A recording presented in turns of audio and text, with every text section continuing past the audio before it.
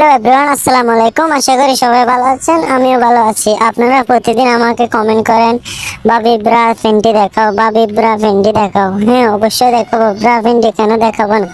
তোমরা হচ্ছে আমার ভালোবাসার মানুষ, তোমরা হচ্ছে জান পাখি। তোমাদেরকে না দেখালে আমি কাকে দেখাবো? অবশ্যই দেখাবো, কিন্তু তোমরা তাড়াতাড়ি আমার এই ভিডিওটা লাইক কমেন্ট শেয়ার দিয়ে 1 মিলিয়ন মানুষের কাছে পৌঁছে দাও, এবং এই ভিডিওটা দেখে আমি আপনাদেরকে আবারও পরের ভিডিও দিতে পারবো, চেষ্টা করব। এই ভিডিওটা ভাইরাল করে দাও আপনারা। এই ভিডিওটা কমপক্ষে 1 মিলিয়ন ভিউ হতে হবে। আসলে আমি ব্রা ফেন্ডিগুলো বাহিরে শুকাতে দিতে পারি না, কারণ এগুলো যদি আমি শুকাতে দিই দেখি এগুলো চুরি হয়ে যায়। এখানে কারা নিয়ে যায় কিন্তু আমি জানি না, এগুলো চুরি হয়ে যায়। তাই আমি ব্রা ফেন্ডিগুলো বাহিরে শুকাতে দিই না, এগুলো বাড়ির মধ্যে শুকাতে দিই। একদিন আমি কি করলাম, এগুলো কেন চুরি হয়ে যায়, বারবার চুরি হয়ে যায়। চুরিকে ধরার জন্য আমি কি করছি, এক পাশে ব্রা ফেন্ডিগুলো শুকাতে দিয়ে আমি দাঁড়ায় রয়েছি। এই দেখতেছি কিছুক্ষণ পরে আমার নিজের দেবর আসতেছে। দেবর এসে ব্রা ফেন্ডিগুলো নিয়ে যাচ্ছে। তা আমি তখন ওকে কিছু বলি না। ব্রা ফেন্টিগুলো নিয়ে যাওয়ার পর দেখতেছি ও বাথরুমে চলে গেছে। বাথরুম থেকে যখন বের হয়েছে আমি ওকে হাতে নাতে ধরে ফেলছি। হাতে নাতে ধরার পর আমি কি করলাম, ওর থেকে জিজ্ঞেস করলাম, তুমি এগুলো কি করো? তুমি আমার ব্রা ফেন্টিগুলোকে নিয়েছ?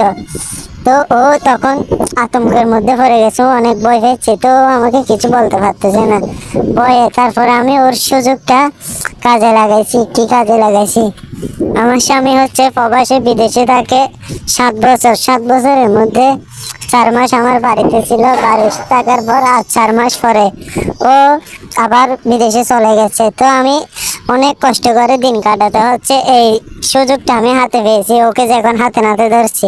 তা আমি কি করছি, আমার শ্বশুর শাশুড়িও বাহিরে ছিল, তারা বিয়ে খেতে গেছে। আমি ওকে বলতেছি, আচ্ছা, ও বলতেছে ভাবি মাফ করে দাও, কাউকে বলিও না, কাউকে বলিও না। আমি বলতেছি হ্যাঁ আমি বলে দেবো, সবাইকে বলে দেবো। ও তারপরে আমি ওকে বলতেছি আমি যেটা বলবো সেটাই শুনতে হবে। ও রাজি হয়ে গেছে। ও বলতেছে হ্যাঁ বলো ভাবি, কি বলো? আমি বলতেছি তুমি আমার সাথে বাসায় আসো। হ্যাঁ, ও বাসায় আসছে। তারপরে আমি ওকে বললাম, তুমি আমাকে যদি খুশি করে দিতে পারো তাহলে আমি আর কাউকে বলবো না। ও আমাকে কাপড় খুলে ইচ্ছে মতো শুধার পর আসলে আমি 7 দিন পর্যন্ত কোমর ব্যথার জন্য লড়তে পারিনি। ও আমাকে যে পরিমাণ দিছে, খেলা খেয়েছে। আসলে আবিয়াতে ছেলেদেরকে সাথে খেলা না খেলে বোঝা যায় না।